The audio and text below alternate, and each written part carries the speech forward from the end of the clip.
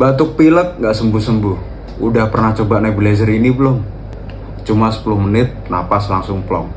Tenang, nebulizer ini bisa dipakai bayi hingga lansia.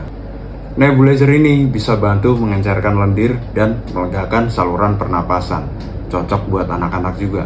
Bahkan, kalian yang sering kambuh, asma atau ispa, atau batuk parah, bisa pakai nebulizer ini. Nebulizer ini tuh uapnya halus banget, suaranya senyap, nggak berisik, jadi bisa dipakein ke anak saat lagi tidur. Cara pakainya itu gampang banget, kalian tinggal nyalain nebulizernya, tuh, uapnya langsung keluar, udah tinggal dihirup. Nah, itu dia.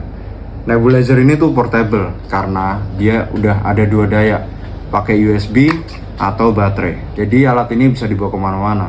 Cairan obatnya gimana? Kalian bisa pakai Ventolin kayak gini atau NaCl, resep dari dokter. Jadi kalian yang pengen nebulizer kayak gini, langsung cek aja keranjang kuning di bawah sekarang, karena harganya lagi promo.